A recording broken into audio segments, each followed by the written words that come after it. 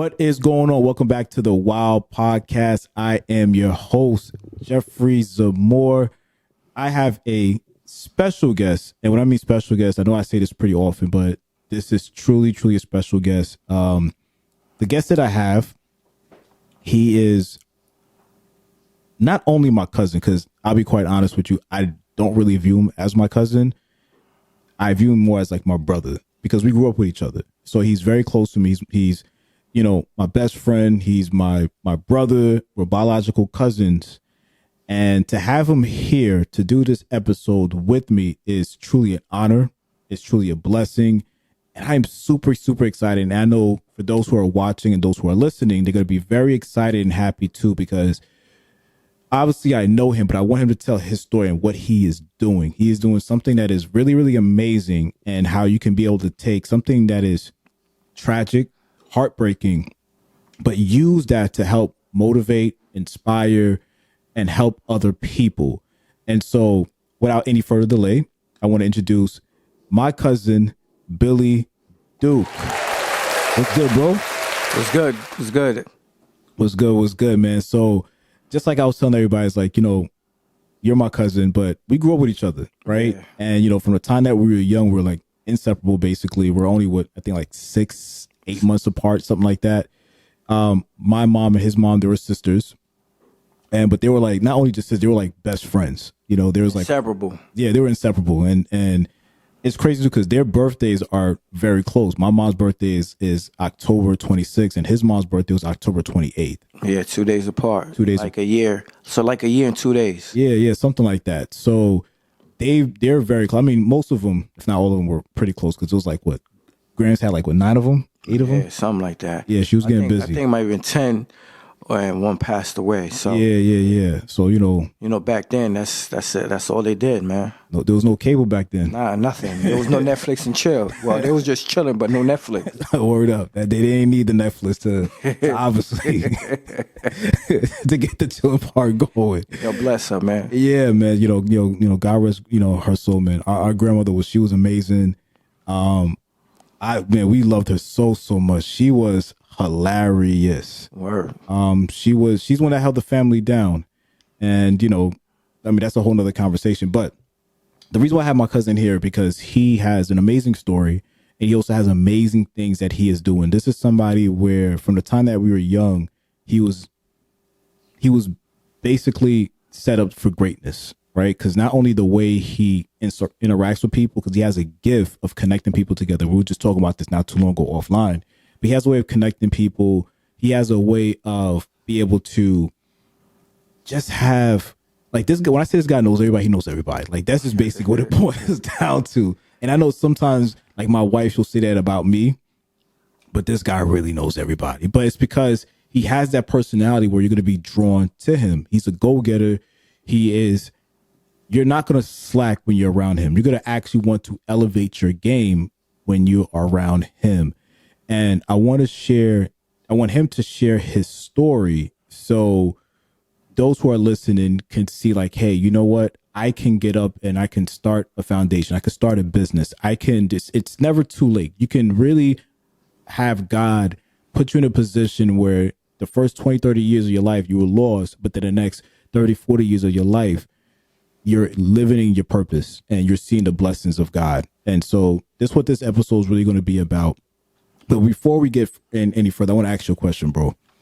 Sure. If you could start your life all over again, right? So basically from day one, you could start your life over again. What are 3 things that you would do differently or you would change, if any? I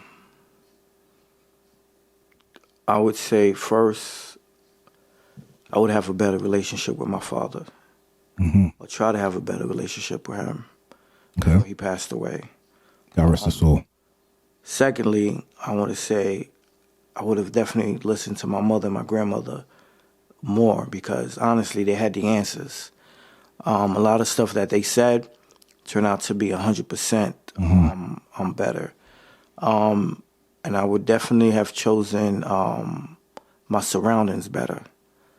So I think those 3 things shaped me for the person that I am. And in a weird sense, those are the three things I wish I could have changed, if that makes sense. No, that makes perfect sense. I like to ask that question because it gives kind of like a self-reflection, and it kind of helps us look back like, man, there are things that we either had the opportunity to be able to do, or there are things that we kind of wish we could have changed a little bit. So, the reason why I like asking those questions, because I feel like it helps us think, and this gives like a self-reflection. So, but this kind of just leads into the conversation. So for those who don't know, if you could give a little background, how you grew up. Obviously I know, but how you grew up and what led you to start this foundation. So my cousin started this foundation called MCJ Foundation, which is the initials of his mom, my aunt. But I want you to give a background and your story and what led you to decide to start this foundation. So basically, the MCJ Foundation was something that for a while I was thinking about starting, but more recently, back in 2023 is when I really said, let me go ahead and do this. So let's step back for a second. Back in 2003, my mother passed away of breast cancer. So that impacted me, greatly. And our culture, there was no real support. It was just, your mother passed away. You're a big boy now. I was 23 years old at the time. You're a big boy now, just make sure you do the right thing. But there was no therapy. There was nobody that really set me down besides my grandmother, really, to really make me fully understand what this really meant. So fast forward now, I realized that there's a bunch of Billy Dukes out there that's going to lose a parent to cancer. And there's no support. There's no navigation for them. So I want to be that resource. I want to be that navigation. So then, the MCA Foundation is born. So I provide emotional support. I don't want to say mental health, because everything to me personally is emotional. If you could control your emotions, you could control your mental. So we provide, emotional support, mentoring, scholarships. I have partnerships with Apple, Google, and I'm currently working on some other sponsorships now. And I could say some of the names, the Knicks, to bring them on board to see how, they can help me scale this foundation to its greatness. But it's something that my mother, she was heavy in the church, and my mother always helped people. My mother's the type of person that she would help homeless people, feed them, even give them clothes, wash their clothes, take them to the doctor and stuff like that. So my mother was always helpful. My grandmother was the same way, resourceful as well. So the foundation is basically something that I feel like for years she wanted me to start. But me starting it, in a sense, was closure. And, I never got the closure. So it's weird because it's like, I'm like, damn, if I really go start this thing, it's me acknowledging that, she's gone. And like I said, it's weird because it's been all these years. But in my mind, she's not gone. So so for a while, I fought with it. I held back. I'm like, I'm going to do this next year. I'm going to start it, next month, next week. And then, like I said, the end of 2023 came and I said, you know what? There's somebody that needs me out there, and I got to stop making it about me. And, I took all that, I don't want to say pride, but, pride and ego and push it to the side and said, let me go out there and create this foundation and do great things and let, somebody like myself that went through this know that, I got their back. Because who's best to sit there and help you navigate but the person that went through the same, trauma as you went through, So that's how the MCJ Foundation was born. Wow. That's amazing. I didn't even know that this is something that you actually want to do for years. And just to even think about, because obviously I know you, obviously, right? I know your mom, obviously, and his mom, she was like another mother to me, and she did a great job help raising me along with my mom, my grandmother, and so forth. And I remember that day when she passed away. It broke the family. but obviously it broke my cousin. And I'll never forget the day of the funeral. I don't know if you remember this. It was right after the, before the burial, there's the, what do they call it again? The wake. The wake. The service, yeah. Yeah, the service. And, once the wake is done, this is when they're supposed to like close the casket and take it to the burial ground. And I remember you wouldn't move. Like you were solid as a rock, pause. And I remember Uncle Ralph called me over. He's like, yo, get your brother. Because everybody, like I said, everybody. I remember that. The whole family knows like how close me and because he would not move. But it was like, to me, that's when it really hit me when that like my aunt was gone. But not only that, like how much it also affected and it was going to affect you. Because I can't relate to it, obviously. I lost somebody, but he lost something much greater. That's his mother.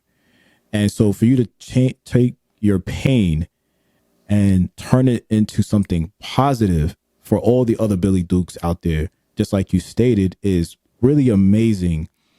Because we know cancer is very used, especially in the Black community, and breast cancer is very, very severe. And to lose, and she was young, she was young, and that's what made it even much more difficult. It wasn't like, my aunt, his mom was, 80 years old or even 70 years old, even 60 years old. She passed at 48. 48. So she was young. Yeah. So much more to live. But now her name is going to continue to live on because of this foundation. How was it for you growing up? Because I know you touched on some of the things that you wish you could change. How was your relationship with your mom? Like, how did you feel like, growing up with your, Aunt Carol, and grandma, like how that shaped you to become the person that you are today? Cause you mentioned like how given they were. And I know this and because it reflects in your personality. He's one of the most given people that I know. And oftentimes people ask like, man, how come, you're so giving? I always say like, because it's the way I was raised, but it's not only just me. I'm not an anomaly. My cousin's the same way. My sister's the same way. My brother's the same way. We all are. We all the same way. We all were raised that way. But how do you feel in your own words, like how that shaped you to become the man that you are today? I would say because I always saw my mother and my grandmother, they were always honest people. Again, they had good hearts. But, especially my grandmother, they were tough and they were stern. So watching that, and alongside some of the men in our family, like your father, Uncle Ralph, so, and even, Uncle Wilfred. Shout out to Uncle Wilfred, the wild one. So these are the men that, so it was balanced. We had a balanced family. We had a balanced, structured environment. The women, they were stern and tough. And when we got out of hand, the men got us. So it was, like I said, grandma and my mother, they were, good-hearted people, but they were stern and, they were well-respected. And that's something that, I was like, I have to be the same way. Yeah, that's facts. They were the pillars of the family. They really, really were. I have so much memories just growing up back then, and with them being such a huge influence in our lives. Like, what's one of your favorite memories of your mom? Oh man, I have so many, but I remember back in the days, I was a big Knight Rider fan, and I remember when my mother bought me the car. I remember. And, the front of it, used to light up. Like, it was the Knight Rider car. Yeah. But I remember when she bought it, and I think your father and Uncle Wilfred put it together. Mm-hmm. I remember her saying, man, I'll do anything for my son.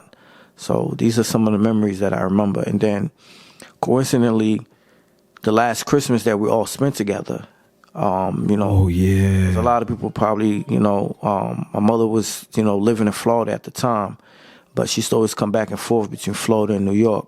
But the last Christmas we spent together, I didn't want to go to Florida. At the time, I'm like, man, I'm young, I'm out here, partying, hanging out with rappers. Yeah, they were trying to push you to come out of Florida heavy. Yeah, and I'm like, my friends that was doing a show in Vegas. And I'm like, man, I'm going to Vegas. I'm going to Vegas for Christmas for New Year's. I'm not going down to Florida. And then my mother was like, no, you gotta come. But it turned out to be the best Christmas because it was all our families, all our cousins. We was like literally like 40 of us under one roof. And you slept here today, tomorrow you might be sleeping on the couch or you sleeping on the floor. And then we spent New Year's together. And, that was like the best ever because, again, like I said, it was literally like 40 of us under one roof celebrating Christmas and, New Year's together. And it kind of felt like how it was when we was kids, growing up in Coney Island. Yeah. So when the holidays came, all the cousins, we all was under one roof. Celebrating like the last real holiday that we all had. So in a sense, I was glad that, my mother persuaded me, to come down to Florida and spend the holidays. And then, my birthday's in March. And then she came up for my birthday because she always has to celebrate my birthday. And then 2 weeks later, Easter, and I'll never forget, I went out the night before. And then in the morning, I came back. It was probably like 5, 6 o'clock in the morning. And then she was cooking breakfast and she asked me to take her to church. So I took her to church, and then I came back in the house to sleep, and then I woke up to her screaming. So I thought like something happened. Somebody broke into the house. I ran in the kitchen with a bat, like a madman looking around the house, and then I found her on the floor. I was like, what happened? She's like, my shoulder. I said, your shoulder hurts. And she was like, yeah. And then, rushed to the hospital. And then, at first the doctors were saying it was a mild stroke. I'll never forget, it was a Sunday. So we like, a mild stroke. I'm like, all right, so, it's nothing major. And then, she did some tests, and then her oncologist, because this was the second time the cancer came back. Yeah. And her oncologist called us, I think that Tuesday. He was like, yo, you guys should come in. And that's when I was like, damn, that can't be good news if he's asking us to come in. Yeah. So we went to see him, Dr. Allen, that was his name, Allen Sickles. We went to see him, and that's when he's like, yeah, the cancer's back. And I was like, damn, how? Like, what does this mean? But my mother was a soldier, so, in the back of my mind, I'm like, she's going to beat this. Yeah. You know what I mean? We just got to go through it again. We did it the first time, and we just going to go through it again. So I know I went off the topic real quick. I just kind of wanted to kind of explain the sequence, the series of what happened, what led to that point. But I would say that was my favorite moment because, again, it was like the last. So it's hard for me when it comes to holidays, you know what I mean? Because I try to hold on to those memories. Yeah. So I purposely try not to create new memories, and it's hard because, my family want to create new memories with me, but it's because I haven't fully gotten over it, so it's tough. But I would say like that Christmas, that December 2002, when all of us, even my cousin Joe, shout out to Joe. Yeah, shout out to Joe. Joe was down there, Kelly, Yasmin, even my cousin Kim, everybody was there, man. It was like 40 of us in the house. It was crazy. But we was having a good time, and it was like family, One night, Jeff and I, we'll be down in Miami partying, and then next night we had another spot partying, and then everybody had like broke out in different groups. So some of the girls will go out with the girls, and the guys will go out with the guys, and then we'll hit each other up like, yo, what spot you at? That's popping. Like, yo, I'm over here.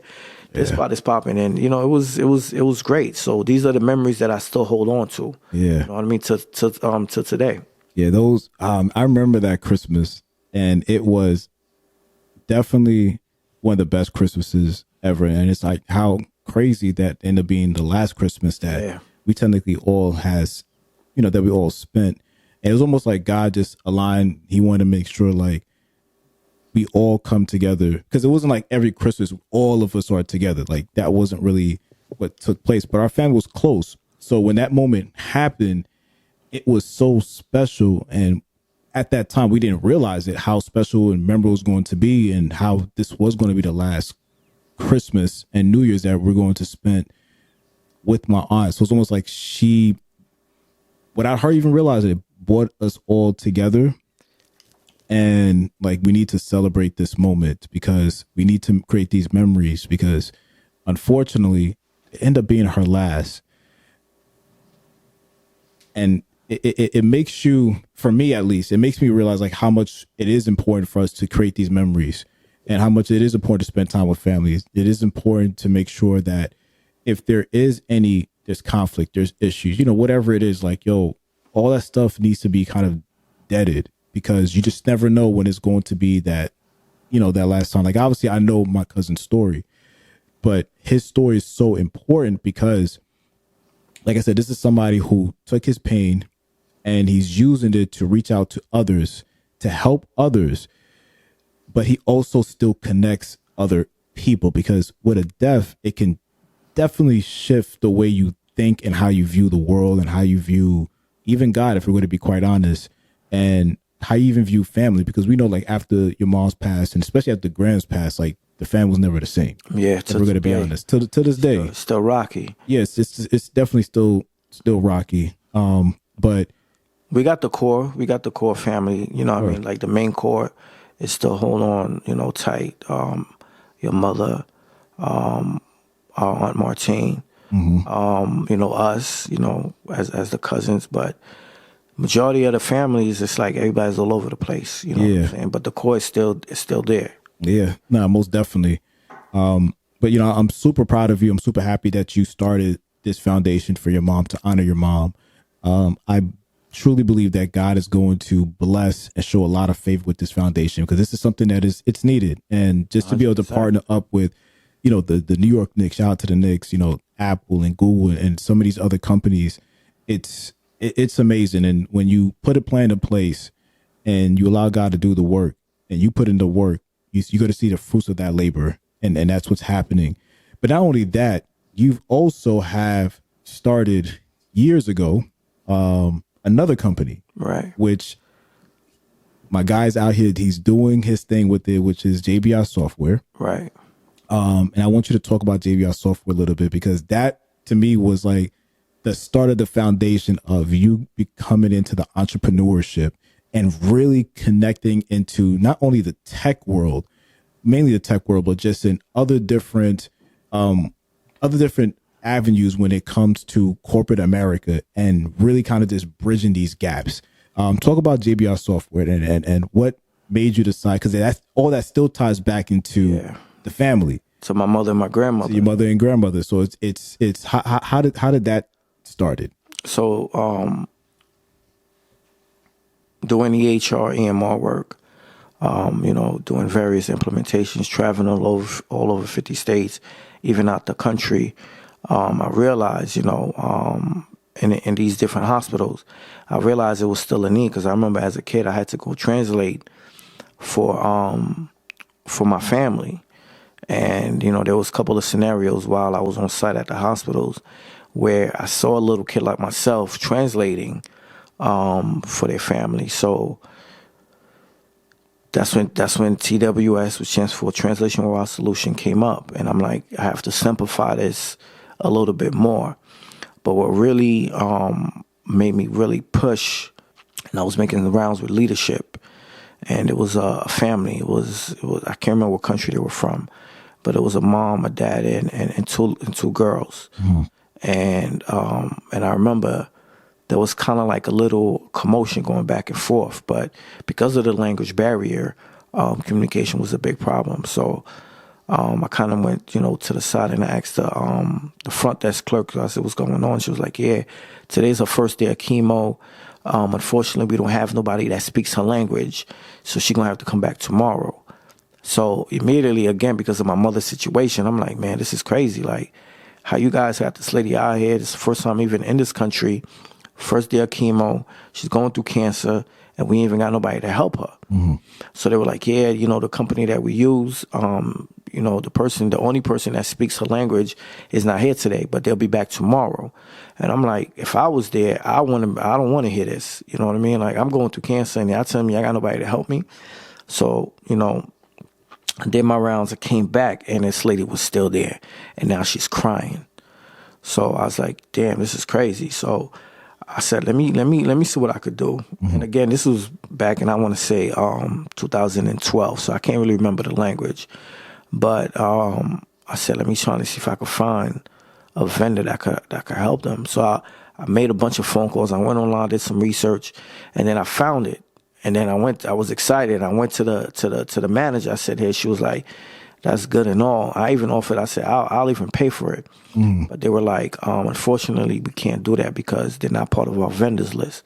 You know, at the time, I didn't even know what that meant. You know what I mean? But I quickly knew, you know what I mean? Like, they had to be vetted. They had to go through a process. Not just anybody could come in here and walk in here and, you know, provide a service. So I'm like, damn, this is crazy. Like, you guys don't even have to pay for it. Like, I'm like, who I got to talk to? And they're like, listen, Mr. Duke, don't matter who you talk to. It's just not happening. It's just a policy.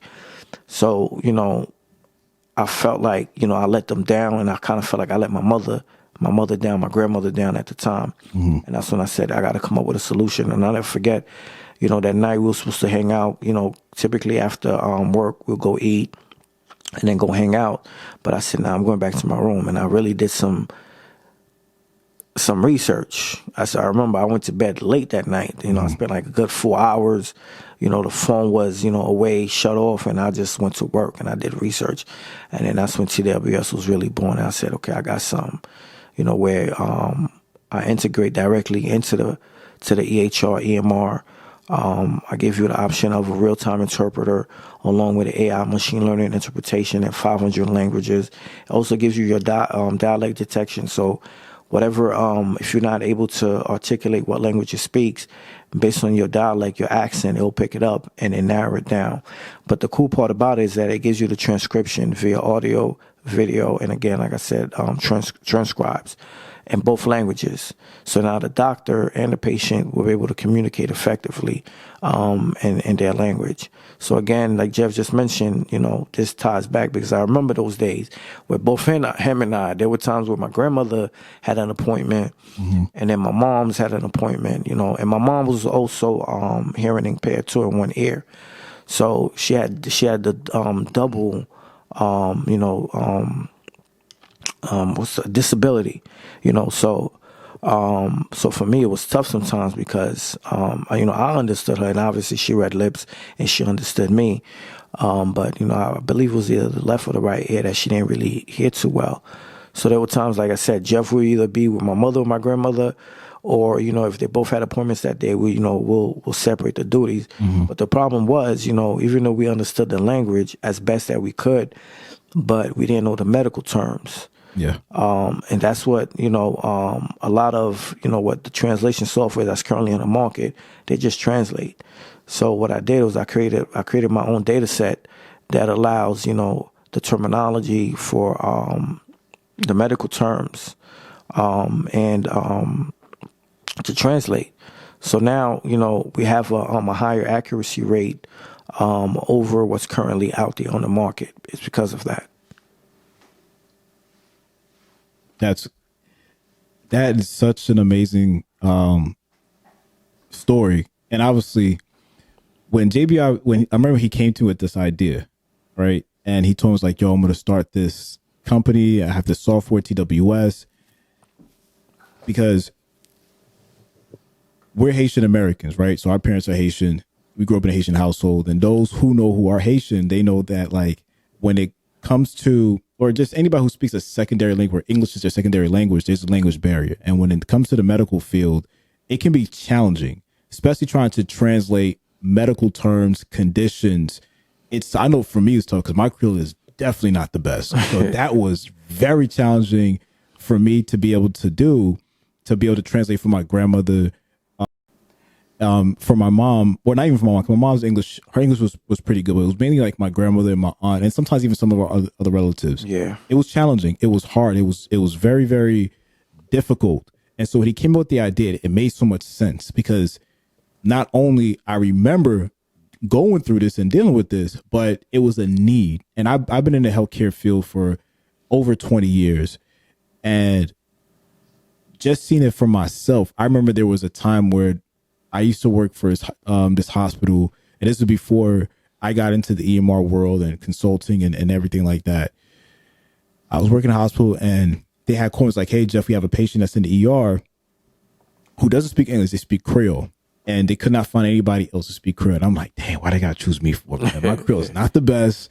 Yo, this is all right. I'll try my best because there's a need. And this is really like a life and death situation because nobody goes into the hospital for anything good except to deliver a baby, right? That's the only positive thing. If you go into the hospital, it's because you are sick, you got an illness, you broke a leg, whatever it is. But it's not because you're just going there just to kind of like hang out and gain some type of benefit. So I go over there and I remember I'm walking down the hallway to go to the ER and I'm just like, God, you know, my English is not that good. Your Creole. Yeah, I mean, my Creole's not that good. I need help on this, but I'm going to do what I can because I can understand, but there's things that's going to be a little difficult for me to interpret. So I get over there and it was this lady, Haitian lady, and, she's in pain and she's explaining to me like what's going on with her, which I understand. So I'm explaining to the doctor, which was not an issue. So her explaining to me what was wrong with her was not the challenge for me, right? Because I could explain that to the doctor. It was me telling the doctor to her interpreting like what was what he is saying and what he recommends and what the doctor's saying. And that's what a challenge became because I had to mix like English and Creole a little bit. And I remember she was like, Kisa Wabji, she was lost. Yeah, she was lost. And I remember my heart sank to the floor because I felt like I couldn't even help somebody who reminded me of my grandmother or my aunt or whatever. And I was able to kind of get her through. You know what I'm saying? And I figured out a way to where she could kind of understand.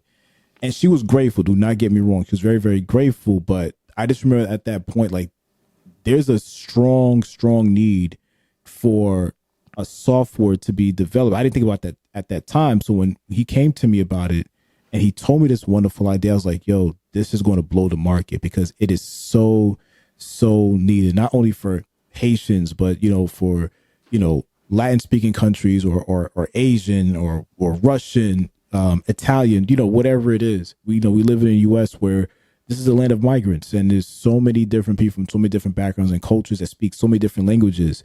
And sometimes they don't know the language or they don't feel comfortable with English because not as a disrespecting English, because there's something comfortable about more your native language. And especially when it comes to healthcare, because you're more in a vulnerable state. So I really believe God gave that vision and that dream to you and to make this thing come to light and seeing how, because this was like 2013, 2014 when it was like, you could start, or maybe 2012 when you decide like, hey, I'm going to launch this and get this off the ground. Yeah, so 2012 was, and I remember that conversation you and I had because you was the first person I came to with it. Mm-hmm. So it was 2012. We kind of got the ball rolling, but 2014 was when, I believe August 2014 was when we really formed the company and really just pushed ahead and then, just went full steam. Yeah. And what kept you going throughout that process? Because obviously, I was part of the journey. But it's when you're starting especially something as grand as this, it's a process, right? Yeah. It is. There's some great days and there's some days where it's like, man, I don't know. I have those days every day, to be honest with you. But you still push. What kept me pushing was really my mother and my grandmother. Because if I stopped, then I'm turning my back on them. Mm-hmm. All those. Like you said, migrants that's out there that needs this service. It's tough being here in America and speaking another language. Yeah. It's challenging enough. So, I just had to find ways to kind of, make that a little bit easier on a migrant because America, they make fun of you. Growing up as Haitians, they used to, call us Haitian booty scratches or word up. Same thing for the Africans. But yeah, this, my mother, my grandmother, that's it, man. I quitting on this is quitting on them, and I'm not going to do that. That's good. What advice that you would give for the young Billy Duke that's out there, that's watching, that's listening, and he or she has gone through some trials and tribulation, things that life will often give us sometimes but you are able to, again, take what hurts you the most and turn it into something that other people can use. What advice would you give that young Billy Duke on like to keep pushing and whatever dreams and aspirations that they have, despite what they've gone through, despite what they've seen and what they experience? What advice do you give them to keep pushing on? I would say find a purpose and have faith, and find somebody that they trust and confide in that person and have conversations, because conversations are important. So I was fortunate enough, when I got to a point where I was comfortable enough to start having these conversations. I would talk to you. I would talk to Uncle Ralph. I would talk to, even JJ. Doris. A couple of my family, because like Jeff said, like we were cousins, but everybody literally was like brothers. To be honest with you. Uncle Warford, man, he also rest in peace. Rest in peace. But just start having these conversations, and then eventually, I can't say you're gonna get through it, because I'd be lying. It's tough. There's no ever getting through this, but there is gonna be better days and finding purpose. So that's why the foundation and the company is important, because those are my two purposes, and that keeps me going. Amen. That's powerful. That's powerful. And I agree with that. I want to add on to that is for those who are out there, find out your purpose. And, the moment you find out your purpose and what God is calling you to do, because he can change anything. And the moment you're able to find that purpose, stick with it, believe in that purpose. I always say this, focus on the promise, not the problem. Because when we focus on the problem is there to distract us. And it's there to remove us from our purpose, from our goals, because then we start looking at that mountain and we're like, man, I can't move this mountain. This mountain's too big. There's just no way. So that's what I want to encourage those who are watching, to focus on the promise, not the problem, because problems are going to exist, but it's how you're able to overcome it. And that's what becomes those testimonies. Those becomes those triumph stories. And those are the stories that, we need to see and hear more, so it can motivate the young Billy Dukes, the young Jeffrey Zamores, and all those who are out there who maybe didn't have a perfect life, or maybe have lost a loved one, but it's still able to make sure that their legacy lives on. And yeah, that's what I wanted to share. Billy, I want to thank you for joining this episode and being part of this episode. I'm so proud of you. I don't know if I told you that before. I think I have, but if not, I'm gonna say it again anyways. I'm so proud of you, because I've seen somebody who had a vision and a dream, and despite what obstacles that came your way, you still push through. And there's so much amazing things that's in store for you. I remember just last week, no, it might've been 2 weeks ago. I think I told you this, where we had a conversation. You telling me, who you ran into. I won't give too much details, but just some of the connections that you were able to make, some great connections. But I remember like that morning before he told me the story, I literally sat in prayer and I said, God, I'm praying that you will open up the right doors and have Billy meet the right people that's going to take not only this foundation, but also JBI software into the next level. And then sure enough, we had a conversation later on, and he's telling me about being at the right place with the right people that's going to help continue to open up these doors. And that's what it's about. And I'm so proud of you, man. I love you, bro. And, thank you. I love you too. You inspire me. Thank I know you. you inspire everybody else, man. Definitely, man. If there's anything that you want to leave off, or want to leave as far as like how they can get in contact with you, or where they could actually go into, if they want to donate to the MCJ Foundation, how they're able to do that. So currently the site is down. I'm doing some revamping. I'm on LinkedIn, Billy D. Duke on LinkedIn. They can reach out to me there. I accept connections. I'm not one of those LinkedIn people. And then the site should be up in the next couple of weeks. It was up for a while, but I put it down to do some revamping. All right, and what I'll do is like I'll leave a link on the bio below, so that for those who, when they do view this video, even if it's a few weeks afterwards, they'll be able to have access, be able to go to the site if they want to donate or get in contact with you on how they can, really help push this foundation, because it's not only special for me, but it's obviously special for him, because this is somebody who she really helped shape all of us, but not only us, for those that she did not know. And I'm sure right now she's looking down, she's smiling, and she's very proud, and she's very happy that her name is going to be used in such an amazing way to help other breast cancer survivors or those who are going through breast cancer. I'm always doing some stuff in the community too. So And when you go on my website, you'll see that. Like tomorrow, I'm doing Career Day in Brownsville. I got 8 speakers. I partnered with Blacks in Tech, the New York City chapter. I'm also on their e-board. So we're doing a lot of amazing work. We did a tour drive, food drives. We do a lot of things in the community. So I'm out there. If you see me somewhere, come over, shout me out. Let's exchange numbers. Let's go to work. He's outside. You know the vibes. Yeah. He's outside, man. My man, he's out here, man. Well, until the next episode, thank you everybody so much for watching this episode. We truly appreciate you. Until the next time, one love. Thank you, everyone. Have a good night.